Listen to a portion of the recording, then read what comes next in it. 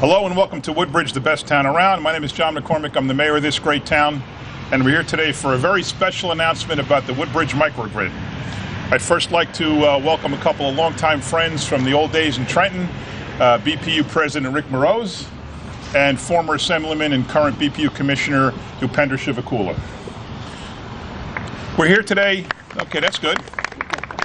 We're here today to accept a $150,000 grant that will power up the Woodbridge Town Center Advanced Microgrid, which is designed to provide critical power backup for municipal infrastructure, critical businesses, and other vital facilities during extreme weather events and emergencies.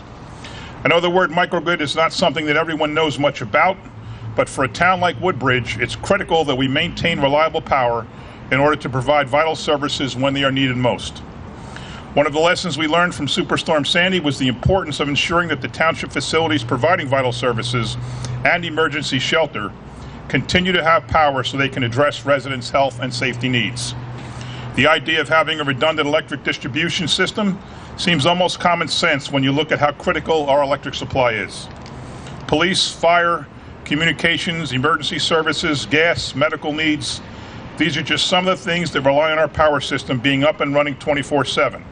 Most importantly during times of weather-related storms or other emergent situations. Today we're taking another step forward in a process we began right after Superstorm Sandy. We're working to make sure that Woodbridge's critical energy needs are going to be met during the next event that may cause the grid to go down. In addition, the system we are planning today will help to relieve stress on our electric system during high demand days like we sometimes have in August. By helping to do our part, Woodbridge's microgrid will relieve pressure on the main grid while being able to protect our town and make sure that we will not be in a place where our critical services are not without power again. And that's about all I know about microgrids, so let me turn it over now to the expert on that, our BPU President, Rick Moroz. Mayor, thanks. Mayor, thank you. Thanks for having us here today in Woodbridge. It's a pleasure to see you. The mayor mentioned an old friend from Trenton. I guess I'm one of those old friends because we have worked together and over the years. It's a pleasure to be here and see you. And I'm really pleased to be here to commemorate the initiation of this process with Woodbridge to explore microgrids. The Christie administration's Energy Master Plan recognizes the diversity and the real value and essential value that energy has to New Jersey. But it looks at, and our Energy Master Plan has looked at the entire spectrum of both our needs and what New Jersey has for its energy infrastructure. We have the luxury of having a diverse portfolio. We have large baseload power plants, like the ones, by the way, that are being built here in Woodbridge, that are new natural gas plants. We have nuclear power plants.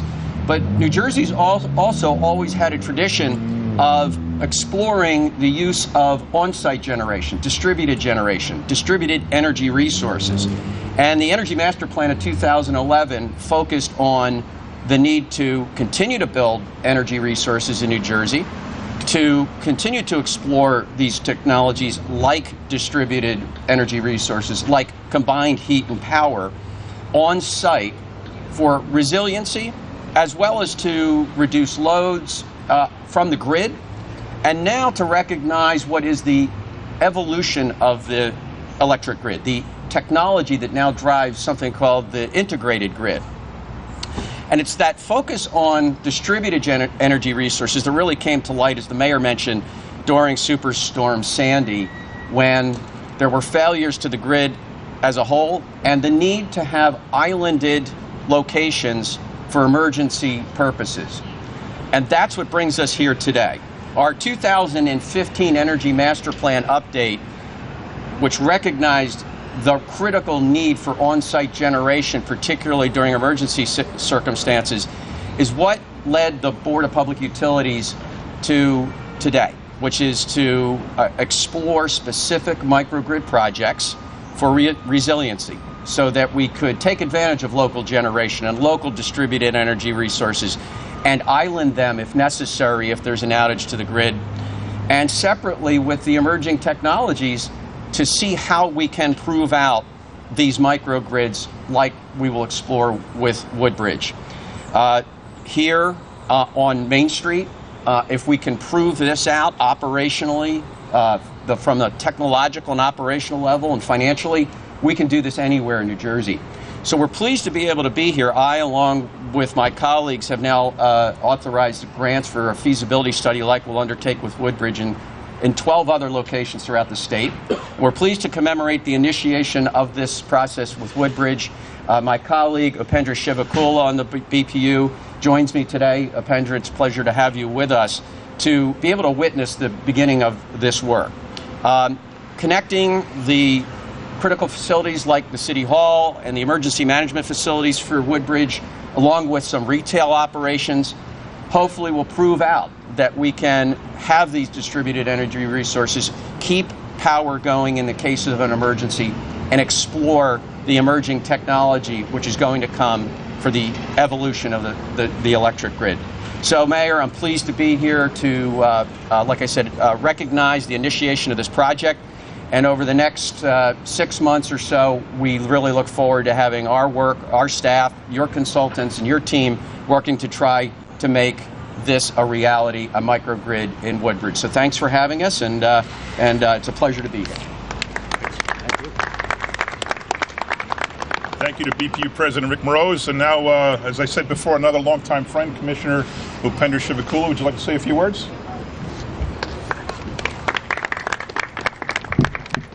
Thank you, Mayor, and also President Moroz. It is indeed a great opportunity. After Hurricane Sandy, the word resilience became very important because the Board of Public Utilities have been in charge for providing reliable supply, continuous electric supply, but also resilience. When so many power lines went down, and even the solar panels that were not able to be used because we didn't have the capability to island them, and except for there were some exceptions. But I think the world is changing. I think we are going from a grid which is centralized, going to a distributed, generated resources. So that way we can continue to provide electric supply for emergency services, whether it's municipal, prison systems, and various county facilities. We can provide that. And this particular pilot that is undertaken by the Board of Public Utilities will come up with some of the regulatory things that really affect us in terms of how do you deal with utilities. We have in New Jersey, we have 4 public utilities that provide electricity, and when you have new generation that is coming in, how do you integrate that into the grid? And that's why there's a lot of talk about modernizing the grid with the distributed energy resources, and this pilot will enable us to understand the impact on the main grid, as well as how it the costs involved, how we can deal with the utilities. And so it is indeed a pleasure. And also we have Mike Winka, who is one of the father of this microgrid. I just wanted to acknowledge him, and thank you. And Suzanne is here from our press.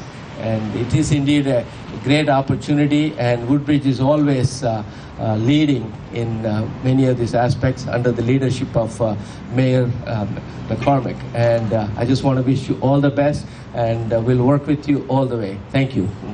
Thank you, sir. Thank you, Commissioner. A few more people I'd like to introduce. To my far right is a woman who's responsible for us being the sustainable champion of the state of New Jersey. 8 of the last 9 or 9 of the last 10 years. The only year we weren't, they asked us not to do it so someone else could have a chance to win. I just asked Carol if we get points for the microgrid, and she said it's so far advanced that the sustainable people don't even know how to rate it yet to give us points. The 2 people who work day to day on our sustainable team, Jeff Merowitz and Tom Flynn, 2 of our best and brightest young minds in Woodbridge Township are here. Joe Niski, Deputy Police Director. Patrick Kenny, who does an outstanding job running our Office of Emergency Management. From CHA Engineers, John Cimino. From GI Energy, Tim Branch, the guy responsible for bringing us the idea to apply for this grant. From Greener by Design, Adam Zollner, and the guy who does all the work for him, Michael Duffy. Dan Harris, the president of the Woodbridge Board of Education, and Michael Henry from PSE&G. So we have a whole cast of characters here because this is such an important announcement that we want everybody to be here to share in the celebration of the fact that Woodbridge got this grant. One of, I think you said 13 grants, one of 13 in the state of New Jersey. There's 566 towns, so only 13 got the grant, and we're one of them. So we're very, very happy and very proud about that.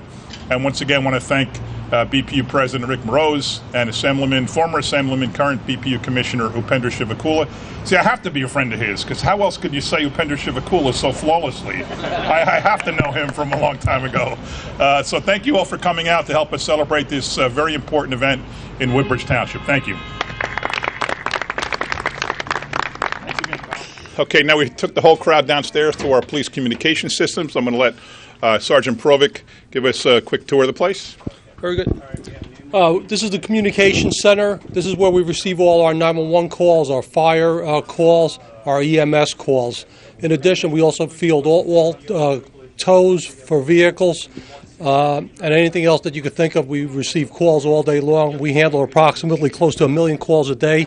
Not necessarily all 911 calls, but majority. Everything comes through this area. From here, we filter out to the different divisions. I'll give you a quick tour of everything else. Right in this area here, we have a police dispatch. He monitors all the patrol cars on the road. Anytime a call comes in from any of the dispatch center, it filters over to the Officer Smith here. From there, he'll dispatch it to the appropriate vehicle and the car that's available. Right behind you is our EMS dispatch center. Right from here, anytime we get a call for any emergency service that requires medical care, it would be dispatched from this center here. We also have a monitor where, if you come on this side, we have what's called silent passenger. We have a map of all ambulance services right on top there, and it would show us where all ambulance services are at the time. If a call is next to one of them, we would dispatch the closest ambulance, so this way we expedite service for that patient care.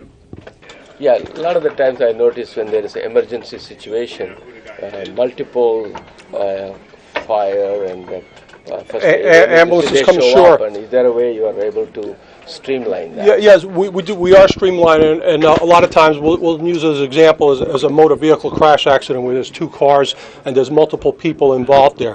One ambulance will take one group to a hospital. We'll use Perth Ambulance for one. Then we have our trauma center, which would require another ambulance to take that patient there.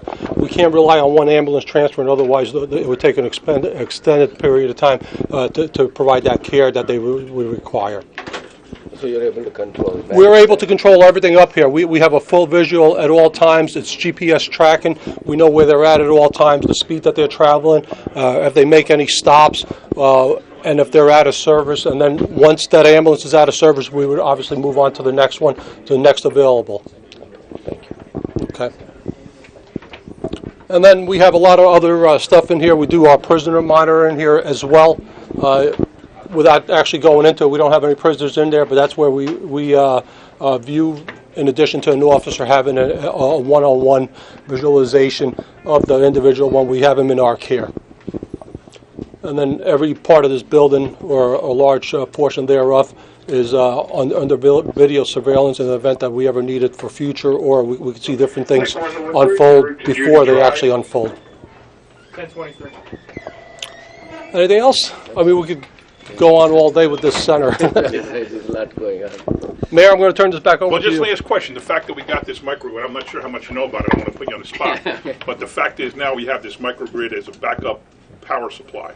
So we never had any real... Did we have issues in Sandy? Did we have any issues with loss? No, we didn't have it, right? We did not. We had a backup generator that we had out in a parking lot where we did lose power for a short period of time. The generators kicked back on, and then we were able to run the entire building. We never lost power. We never lost. That's correct, sir. Pat, you want anything to that? Pat's the expert on all this. Like I was explaining to the commissioner, I said that our facilities have generators in them. A period of time before, I know wastewater had a generator. We would feed, when the demand was during the summer when it was high, we would get a notification that we need to kick our generators on. So this way we would take some of the load off of the main system, which then our facilities, town hall, the wastewater, the community center, our generators would kick in to feed our building, so this way it would take the demand off of the public, so that we didn't lose the grid. Since then, since Hurricane Sandy, we now put 2 big natural gas generators up at the community center, because that is a regional shelter for the county and for the state almost. So we have 2, through a grant, through emergency management, we have 2 nice gas powered generators, which maintains the whole entire facility, which at the same time, when we go into this microgrid, it'll be able to reduce, because that facility could use a lot of energy between the ice rings, the roller, and all the different camps that it has during the summertime. Those generators now will be able to offset, so we'll be able to take less load from the main grid.